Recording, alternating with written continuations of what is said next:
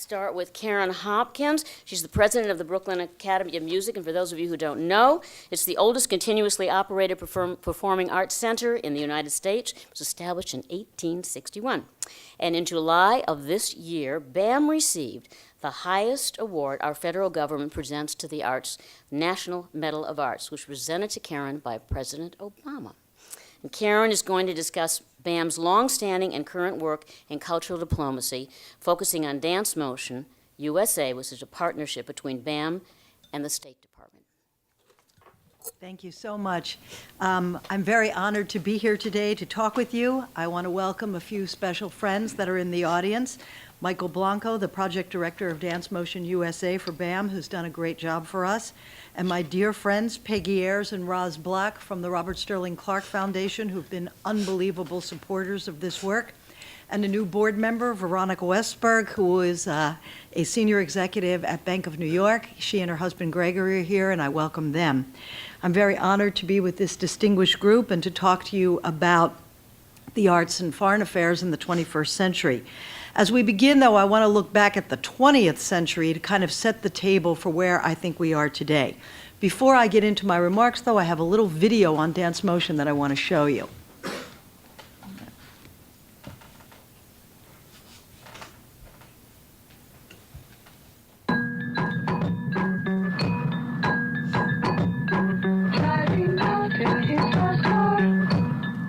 Through a collaboration with Brooklyn Academy of Music and with the U.S. State Department, we were asked to go serve as ambassadors of the United States and using the work that we do as artists, presenting the work we do as American artists to new audiences, but also interacting with people in each of these communities and furthering goodwill between different groups of people. Truly what sets this apart from other cultural exchange programs is the fact that it's dance. There's something in particular about being able to communicate in a way that's nonverbal, especially when there is a language barrier, that very quickly gets to a shared human experience. I saw in every instance the normal barriers that you would have in conversation with someone, they dissolve within 5 minutes. And you saw everyone in every interaction longing for more in both directions. My fantasy is that they've never been to America before, and their first experience will be Boise, Idaho, and that'll be their first impression, and then we get to help shape that. Further, looking forward to what happens in the studio and how am I affected by these dancers as a choreographer. How does my worldview change, and how does the way that I approach movement grow and become affected by these new people? That's the part where I think I'm really going to walk away as a different person.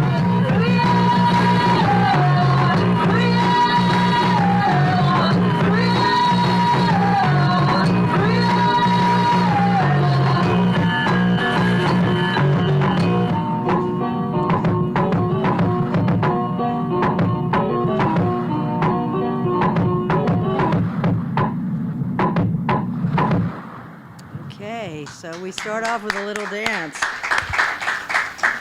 So let me give some background. I joined BAM in 1979, long before Brooklyn was the coolest place on the planet. It was considered then a cultural outpost far from the bright lights of Midtown and a long way from the cultural mainstream. At that time, we were faced with the challenge of how to program our large theaters so that people would come. It made no sense to program the same things that the Manhattan organizations were programming, and we had a lot less money to do it with. So we decided to take on the presentation of events that couldn't be seen elsewhere in New York. This direction led us on two important paths, one of contemporary avant-garde presentation in all art forms, and the other in global presentation, which is the one I'm going to be focusing on today. This slide gives you a quick snapshot of that strategy. Slide 1 shows you that in 2015 alone, BAM will import works from 19 different countries. So this is the incoming slide. And then next year, on the outgoing, you can go to the next one, we'll be sending work, this is just the current Dance Motion, to Cambodia, China, Taiwan, and Timor-Leste. And then there are several more rounds underway. Our decision to go global proved to be transformative as it turns BAM's eyes on the world and in turn brought the world to Brooklyn. Over the years, we imported work from all over the world, from the Market Theatre in Johannesburg to the Royal Dramatic Theatre of Sweden to the Whirling Dervishes from Istanbul to a festival called Israel, The Next Generation in 1992. We developed a huge network of contacts and became the largest presenter in the United States.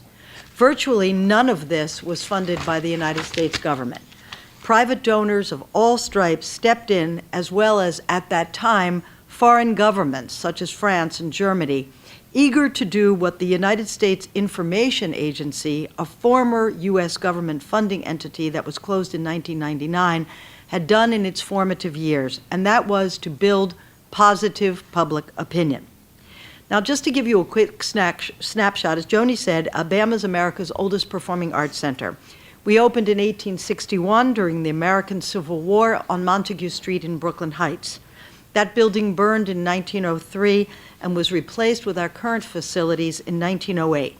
Today, the BAM venues consist of a 2,000-seat opera house, 4 cinemas, a cafe cabaret space, the 830-seat BAM Harvey Theater, and the new 250-seat Richard B. Fisher building in the Fishman Space in that building, which is 250 seats.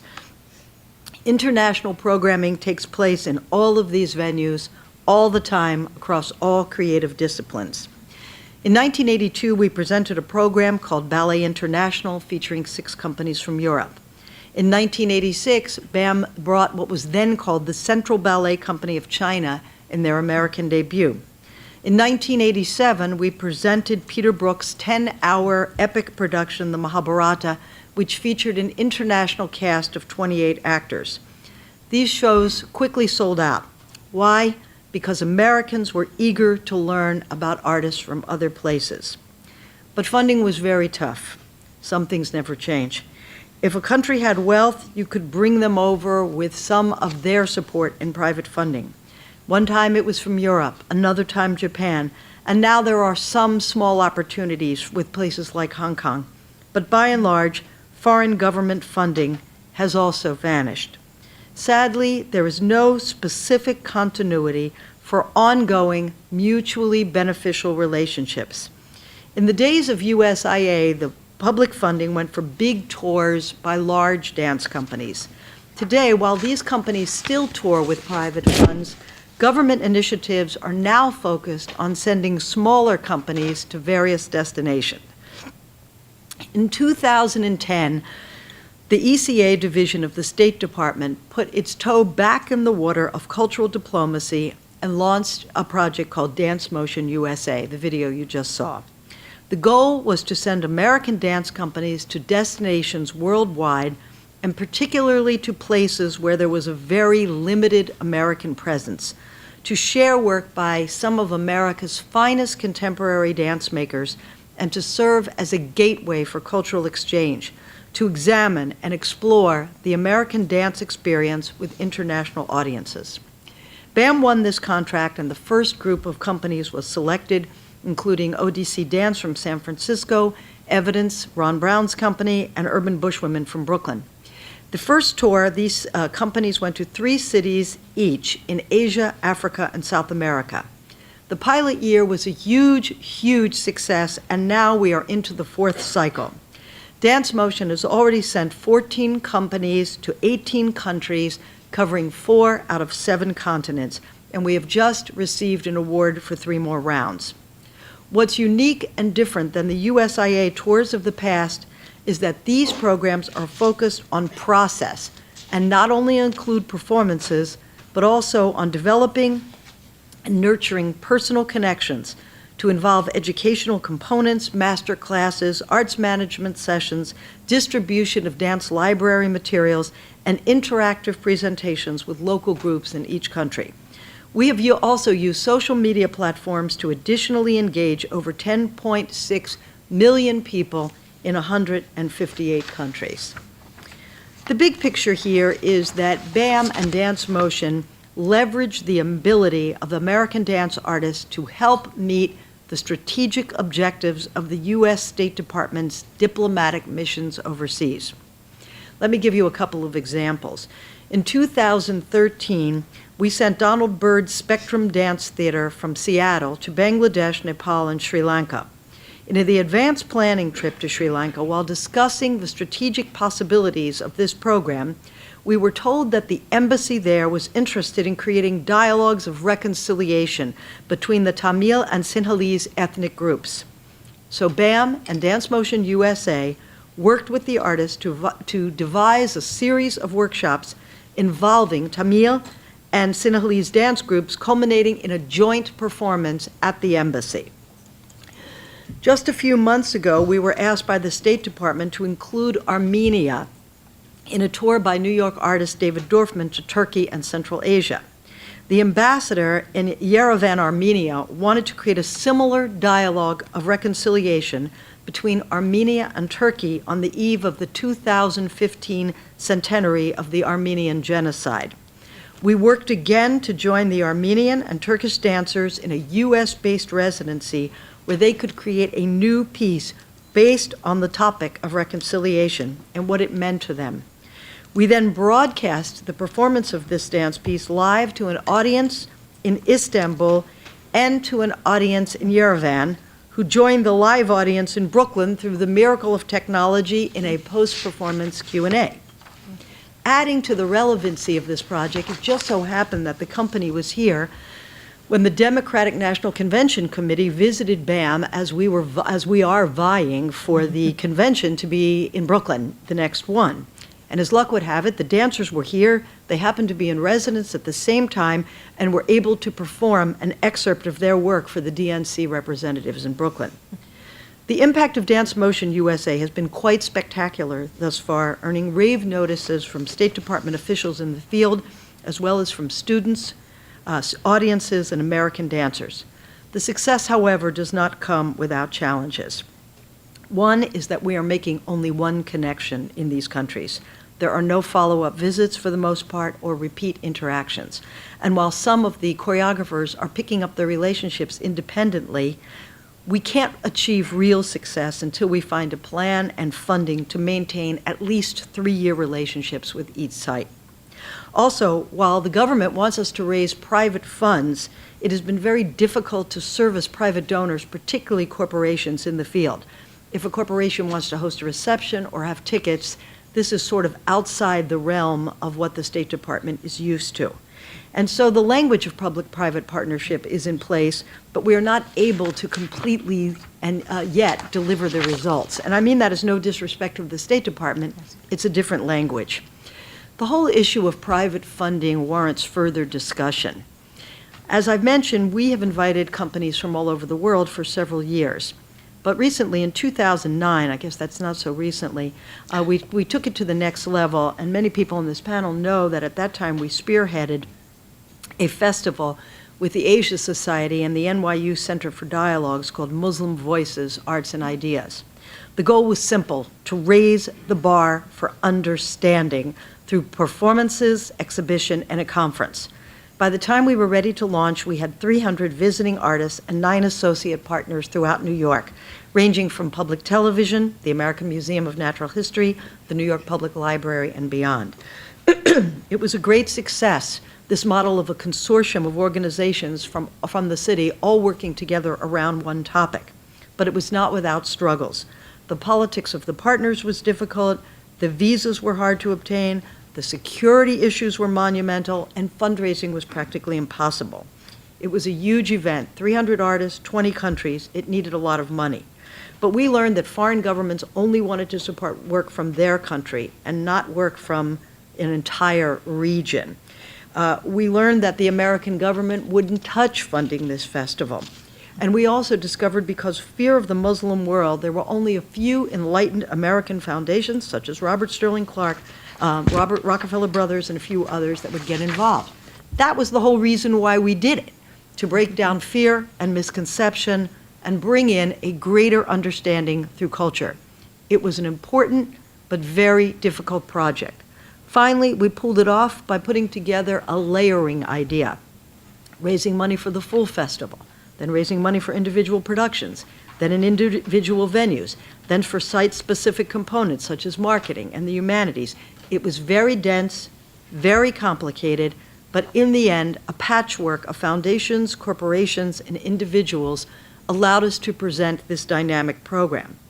2 years later, we were much smarter when we launched See Cuba, a festival with 13 organizations, and even with the diplomatic strain between the U.S. and Cuba, the geographic distance was much shorter and therefore less costly, and we had learned so much from Muslim Voices. We realized that a citywide marketing campaign was essential in getting the word out. We didn't get as far as we wanted with Muslim Voices, but with See Cuba, we were successful in garnering even more press and more PR recognition and a consortium of donors to support that festival as well. So what are the lessons learned? Cultural diplomacy is all about relationships. The challenge is not to just build them, but to sustain them year after year after year. Cultural exchange is best when it works both ways, American companies performing alongside of their foreign partners and vice versa, each learning from each other. Private funding takes time and must be broad-based. Be persistent, start early, and get a lot of stakeholders. Government funding is scarce, and therefore we, cultural leaders, must be persistent in delivering a message that cultural diplomacy is an inexpensive, positive way to make real people feel real impact. The challenge, we must collect data, we must continue to demonstrate results, we must constantly be making the case. And last, we must work across a variety of platforms, from actual direct person-to-person to communication through digital and virtual challenges to build momentum. The world is constantly changing, as we know, and while cultural diplomacy may not be a centerpiece of American foreign policy right this minute, as a field, our steadfast commitment and advocacy will ultimately bring more converts, private funders, and hopefully at some point, because of unimpeachable and undeniable positive results, more government funding. The positive impact of our programs and our artists will ultimately win the day. And I'll close with just two quotes, one from a State Department official regarding dance motion that was included in a New York Times note about this program. And he said, "This program embraces the full use of diplomatic tools, in this case dance, to engage people and create opportunities for greater understanding." And another press quote from Muslim Voices, "Hearts were won, walls were broken, and interest was created in just one evening," referring to one of the shows. It was a big night for cultural diplomacy. Thank you.